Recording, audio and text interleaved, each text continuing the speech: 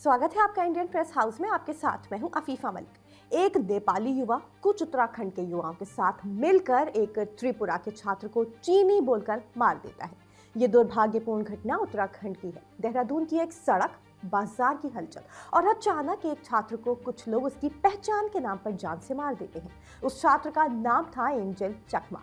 सवाल सिर्फ हत्या का नहीं है, सवाल है भीड़ के खौफ और नफरत का। क्या ऐसी भीड़ से आज कोई भी सुरक्षित है? देहरादून में त्रिपुरा के छात्र की मौत ने सिस्टम, सोच और कानून व्यवस्था तीनों को कटघरे में खड़ा कर दिया है। क्या ये सिर्फ एक झगड़ा था या नफरत से पैदा हुआ अपराध? देहरादून में हुई इस घटना ने पूरे देश को सोचने पर मजबूर कर दिया है। यह मामला उत्तराखंड के देहरादून जिले के सेलाकुई इलाके का है। यहाँ त्रिपुरा के रहने वाले एंजल चकमा, जो एक निजी विश्वविद्यालय में एमबीए लास्ट ईयर के छात्र थे, अपने छोटे भाई माइकल चकमा के साथ 9 दिसंबर को बाजार गए। इसी दौरान 6 युवक का एक समूह वहां पहुंचता है और माइकल के साथ बदसलूकी करने लगता है। एंजल के पिता तरुण चकमा के मुताबिक आरोपियों ने पहले माइकल को धक्का दिया। जब एंजल ने इसका विरोध किया तो आरोपियों ने नस्लीय टिप्पणियां करना शुरू कर दी। उन्हें चाइनीज और चाइनीज मोमो कहकर बुलाया गया। एंजल ने साफ कहा कि वो भारतीय हैं, लेकिन इसके बाद भी हमला नहीं रुका।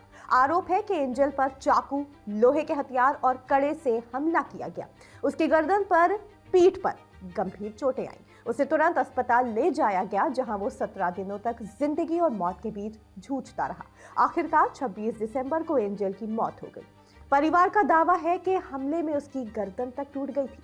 हमले के बाद आरोपियों का शराब और चाय की दुकान पर जाकर जश्न मनाना इस मामले का सबसे चौंकाने वाला पहलू है।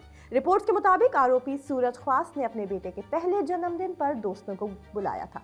इस ग्रुप में सूरज के साथ अविनाश नेगी या गिराज अवस्थी, सुमित और 2 नाबालिग शामिल। इसी दौरान सेलाकुई बाजार में शराब की दुकान के पास चकमा भाइयों से उनकी कहासुनी हो गई, जो देखते ही देखते हिंसक झगड़े में बदल गई। एक नाबालिग ने माइकल चकमा पर हमला किया, जबकि मुख्य आरोपी या गिराज अवस्थी ने पास के फल ठेले से चाकू उठाकर एंजल चकमा पर वार कर दिया। जब माइकल घायल भाई को अस्पताल ले जाने की कोशिश कर रहा था, तब आरोपी चाय की दुकान पर बैठकर जन्मदिन का जश्न मनाते रहे। घटना के बाद माइकल चकमा ने नस्लीय टिप्पणियों का आरोप लगाया। हालांकि पुलिस का कहना है कि शुरुआती जांच में ऐसे ठोस सबूत नहीं मिले हैं। फिलहाल 3 आरोपी न्यायिक हिरासत में हैं, 2 नाबालिग बाल सुधार गृह भेज दिए गए हैं और मुख्य आरोपी यज्ञराज अवस्थी नेपाल फरार होने की आशंका जताई जा रही है। परिवार का आरोप है कि पुलिस ने तुरंत एफआईआर दर्ज नहीं की। एंजल के पिता तरुण चकमा का कहना है कि मामला 2 से 3 दिन बाद छात्र संगठनों और वरिष्ठ अधिकारियों के दबाव के बाद दर्ज हुआ। हालांकि पुलिस का दावा है कि शिकायत मिलते ही जांच शुरू कर दी गई थी। पुलिस ने इस मामले में 6 आरोपियों की पहचान की है। 5 आरोपी गिरफ्तार हो चुके हैं, इनमें 2 नाबालिग हैं, जबकि एक आरोपी यज्ञराज अवस्थी अभी फरार है। यज्ञराज अवस्थी नेपाल के कंचनपुर जिले का रहने वाला बताया जा रहा है। उसकी गिरफ्तारी पर 25,000 रुपए का इनाम भी घोषित किया गया और पुलिस की टीम नेपाल भेज दी गई है। पहले केस मारपीट और धमकी की धाराओं में दर्ज हुआ, फिर मेडिकल रिपोर्ट के आधार पर हत्या की कोशिश की धारा जोड़ी गई। एंजल की मौत के बाद अब केस में हत्या और सामूहिक जिम्मेदारी की धाराएं भी जोड़ दी गई हैं। परिवार और कई संगठन इसे सीधा नस्लीय हमला बता रहे हैं। उनका कहना है कि एंजल को उसकी पहचान और शक्ल के आधार पर निशाना बनाया गया था। वहीं अब इस मामले पर नेताओं की भी प्रक्रिया सामने आ रही है। उत्तराखंड के मुख्यमंत्री पुष्कर सिंह धामी ने पीड़ित परिवार से बात कर दुख जताया और सख्त कार्रवाई का भरोसा दिया। उन्होंने कहा कि राज्य में ऐसा माहौल पहले कभी नहीं रहा। सीएम धामी ने त्रिपुरा के छात्र एंजल चकमा के पिता तरुण प्रसाद चकमा से फोन पर बातचीत की और भरोसा दिलाया कि दोषियों को किसी भी हाल में बख्शा नहीं जाएगा। मुख्यमंत्री धामी ने कहा कि इस घटना से वो व्यक्तिगत तौर पर बेहद दुखी हैं और एक पिता के दर्द को पूरी तरह समझ सकते हैं। साथ ही कहा कि सरकार ऐसे मामलों में सख्ती से कार्रवाई करेगी।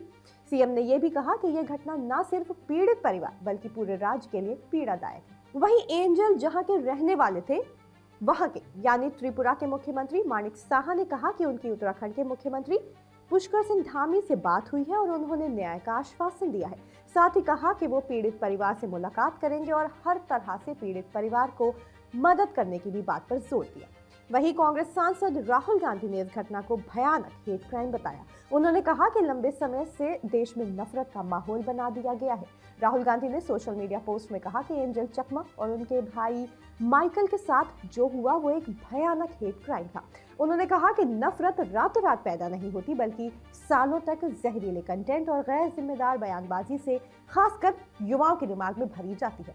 उन्होंने जोर देकर कहा कि भारत सम्मान और विविधता का देश है, डर और गलत बातों का नहीं।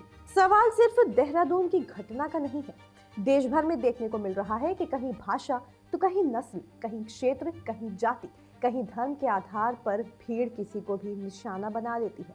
क्या हम ऐसे भीड़ तंत्र बनते जा रहे हैं जिससे भारतीय होकर भी बचना मुश्किल है? एंजल के आखिरी शब्द यही थे, मैं भारतीय हूँ, फिर भी चीनी बोलकर मार दिया गया। फिलहाल के लिए इतना ही। जुड़े रहे इंडियन प्रेस हाउस के साथ।